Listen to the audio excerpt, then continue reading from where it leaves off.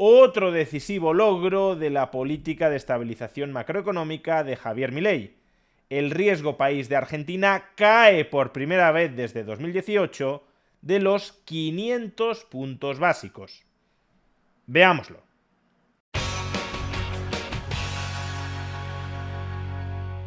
Justo antes de que Javier Milei ganara las elecciones presidenciales, el riesgo país de Argentina llegó a superar los 2.500 puntos básicos. Eso significa que el tipo de interés que debía abonar la deuda pública argentina denominada en dólares era 25 puntos porcentuales superior a la deuda pública estadounidense equivalente en plazo.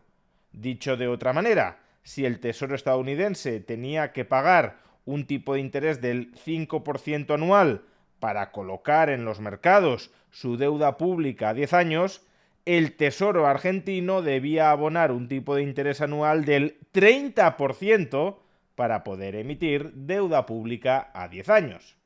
Y como os podéis imaginar, emitir deuda pública pagando un tipo de interés del 30% anual no resulta en absoluto sostenible. En otras palabras, el Tesoro argentino tenía completamente cerrado el acceso a los mercados financieros, porque los acreedores nacionales e internacionales no se fiaban en absoluto de que el Estado argentino fuera a devolverles los dólares que le prestaban. Y claro, si a efectos prácticos tienes cerrado el acceso a los mercados financieros, porque no vas a emitir deuda pública a un tipo de interés del 30% anual, pues entonces ni tienes capacidad para financiar tu déficit público interno sin generar una gigantesca inflación como la que estaba soportando Argentina antes de la llegada de Milei a la presidencia, ni tampoco tienes capacidad para atender con sostenibilidad el repago de los vencimientos de deuda en dólares que te van llegando. Porque prácticamente todos los estados, y desde luego todos los estados con déficit, para poder hacer frente al pago periódico de la deuda pública, lo que hacen es refinanciar los vencimientos de esa deuda pública. Y si no tienes acceso a los mercados, no puedes refinanciar. Y si no puedes refinanciar, a corto o medio plazo dejas de poder pagar. De ahí que antes de que llegara Javier Milei a la presidencia de la República, el Estado argentino estaba al borde de la hiperinflación en moneda local y del default en moneda estadounidense, en dólares. El peronismo, de hecho, le legó estas dos bombas de relojería a Javier Milei: el riesgo de hiperinflación en pesos y el riesgo de bancarrota en dólares. Deseosos de que Milei fuera incapaz de desactivar a tiempo ambas bombas de relojería y de que por tanto le estallaran en la cara, generando tanto caos social que abriera la puerta a que el peronismo regresara triunfante al poder. Pero afortunadamente no sucedió. Y no sucedió sobre todo, aunque no exclusivamente, porque en su primer mes de gobierno Javier Milei fue capaz de alcanzar el superávit presupuestario. Y ese superávit presupuestario sentó las bases para una progresiva estabilización del valor del dinero y también para una progresiva estabilización del valor de los bonos.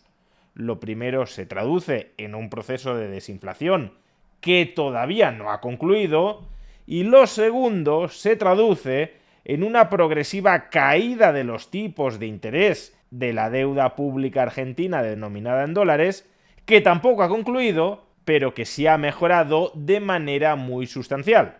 Y es que ayer, por primera vez desde el año 2018, el riesgo país de Argentina cayó por debajo de los 500 puntos básicos. Es decir, 5 veces menos que el nivel que se encontró Javier Milei a su llegada a la presidencia de la República. O expresado con otras palabras, si hoy el tipo de interés del bono estadounidense a 10 años abona aproximadamente el 4,5% anual, la deuda pública argentina de un plazo equivalente está pagando alrededor del 9,5% anual.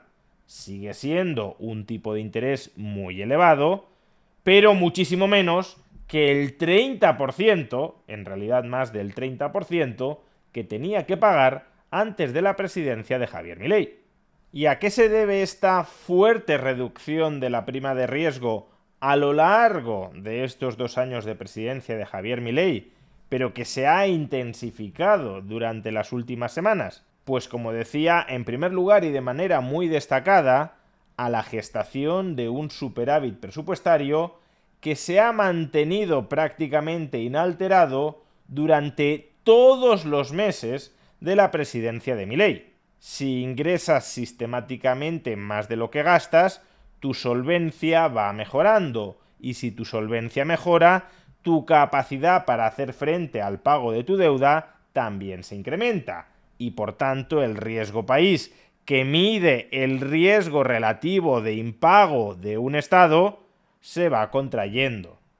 Pero, en segundo lugar, y de manera también muy importante, la caída del riesgo país, que se ha reanudado durante las últimas semanas, después de que durante meses estuviese estancado o incluso subiendo, tiene mucho que ver con la desaparición, aunque sea temporal, del llamado riesgo Kuka, riesgo kirchnerista, el riesgo político de que el peronismo regrese al poder y vuelva a las andadas pre-Milei. En el gráfico podemos observar con claridad cómo, antes de las elecciones de medio término de octubre de 2025, el riesgo país de Argentina volvió a dispararse ante la perspectiva de que el peronismo pudiese ganar esas elecciones y por tanto pudiese obstaculizar sistemáticamente desde el Congreso el proceso de ajustes y de reformas de Javier Milei. Pero una vez superadas con éxito esas elecciones de medio término, el riesgo país reanudó su proceso de caída, de contracción, porque el superávit se mantiene inalterado y al menos parece que así seguirá siéndolo durante los próximos 2 años. Algunos economistas, por cierto, sostienen que esta caída del riesgo país durante las últimas semanas tiene mucho que ver con el proceso de acumulación de reservas que inició el Banco Central desde el pasado 1 de enero. Desde su punto de vista, el gran error que cometió el Banco Central de la República Argentina durante el año 2025 fue el no haber acumulado suficientes reservas en dólares. Y fue ese factor, la insuficiente acumulación de reservas en dólares, lo que desde su punto de vista disparó el riesgo país en 2025 y no tanto la presencia del riesgo Kuka como amenaza cierta a la política económica de Argentina. Sin embargo, creo que estos economistas están confundiendo las causas con las consecuencias. Si ahora mismo el Banco Central de la República Argentina puede acumular dólares emitiendo pesos en medio de un proceso de fuerte apreciación del peso, atención a lo que estoy diciendo, el Banco Central de la República Argentina emite nuevos pesos para comprar dólares, acumulando reservas en dólares, y a pesar de ello, el peso no se está depreciando frente al dólar. Hay más oferta de pesos contra dólares, pero el peso no se está depreciando contra el dólar, sino que incluso se está apreciando. ¿Y por qué? Pues porque la demanda de pesos está en aumento. No solo la demanda de pesos, en general la demanda de activos emitidos por el Estado argentino, sean pesos o sean bonos denominados en dólares. Y ahí está la clave de la cuestión. Como el riesgo Kuka se ha reducido tanto, la demanda de activos emitidos por el Estado argentino, la demanda de pasivos del Estado argentino, sube. Y esa subida se traduce tanto en un proceso de acumulación de reservas en dólares sin depreciación del tipo de cambio del peso y a su vez en un aumento del precio de los bonos del Estado argentino denominados en dólares, lo que equivale a una reducción del tipo de interés implícito de esos bonos. No es que el tipo de interés de los bonos caiga porque se estén acumulando reservas. Se están acumulando reservas sin depreciación del peso y se está reduciendo el tipo de interés de los bonos porque está aumentando, como consecuencia de la desaparición temporal del riesgo Kuka, la demanda de pasivos del Estado argentino. A contrario sensu, si antes de las elecciones de medio término y en plena caída generalizada de la demanda de activos emitidos por el Estado argentino, el Banco Central se hubiese puesto a emitir pesos para comprar dólares, lo que se habría experimentado es una fuerte depreciación del tipo de cambio del peso frente al dólar, relanzando en consecuencia la inflación.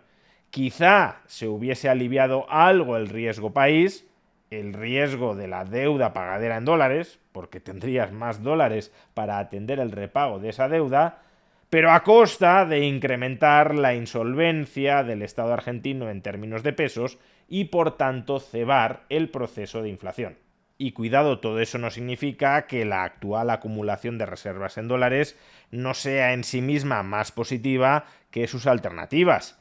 Si el Estado argentino hoy estuviese emitiendo pesos para incrementar el gasto público sin generar en ese proceso ninguna contrapartida que respalde el valor de los nuevos pesos emitidos, pues entonces, desde luego, el riesgo país no estaría reaccionando tan bien como lo está haciendo con el proceso de acumulación de reservas en dólares. Pero insisto, ese es un efecto derivado de segunda ronda que surge de un tronco mucho más importante: el incremento de la demanda de pasivos del Estado argentino tras la desaparición, aún temporal, del riesgo kirchnerista. Y por último, ¿por qué esta caída del riesgo país es positiva ya no para el Estado argentino, sino para la economía argentina? Pues sobre todo por tres razones. La primera es porque si los tipos de interés que paga el Estado argentino se reducen, eso incrementa el margen que tiene ese Estado argentino, o bien para aumentar el gasto no financiero, o bien, idealmente, para profundizar en la rebaja impositiva. En segundo lugar, porque si el Estado argentino abona tipos de interés más bajos y financieramente sostenibles, la probabilidad de que refinancie su deuda en los mercados también se incrementa, y una mayor probabilidad de refinanciación de tu deuda es a su vez una menor probabilidad de impago, con lo cual se entra en una especie de círculo virtuoso. Reduzco mi riesgo de impago, aumento mi probabilidad de refinanciación y esa mayor probabilidad de refinanciación reduce adicionalmente mi riesgo de impago, que a su vez facilita en mayor medida mi refinanciación. Y en tercer lugar, porque los menores tipos de interés pagados por el Estado argentino también contribuyen a reducir los tipos de interés a los que pueden financiarse las familias y las empresas argentinas. Si el Estado argentino está pagando un tipo de interés anual del 15% sobre su deuda, será muy complicado, no es imposible, pero será complicado, que un argentino de a pie se pueda financiar a un tipo de interés inferior al 15% anual. Porque si hay algún ahorrador que quiera prestarle su capital a algún argentino, antes tenderá a prestárselo al Estado argentino a un tipo de interés del 15% anual que a un ciudadano particular a un tipo de interés del 13 o del 12% anual. Digamos que el Estado argentino ejerce una competencia desleal con el sector privado por captar la financiación, que tiende a encarecer la financiación del sector privado. Si ahora el Estado argentino paga tipos de interés más bajos sobre su deuda, eso también contribuirá a reducir el coste de financiación de las familias y de las empresas argentinas, lo que significa que el sector privado podrá captar un mayor volumen de financiación para capitalizar y por tanto para incrementar la productividad de la economía argentina. En definitiva, que el riesgo país de Argentina haya roto la barrera psicológica de los 500 puntos básicos es desde luego una muy buena noticia. Es una muy buena noticia tanto por lo que nos dice sobre las políticas de estabilización macroeconómica que ha llevado a cabo Javier Milei hasta el momento, cuanto por los salutíferos efectos que puede tener sobre el conjunto de la economía argentina. Todavía sigue siendo un riesgo país muy elevado, más elevado que la de prácticamente todos los otros países de la región, pero desde luego, si Javier Milei persevera en el grueso de sus políticas macroeconómicas, el equilibrio presupuestario dentro de un estado austero en el gasto Entonces, ese riesgo país seguirá cayendo hasta pulverizar todos los registros históricos de Argentina hasta la fecha.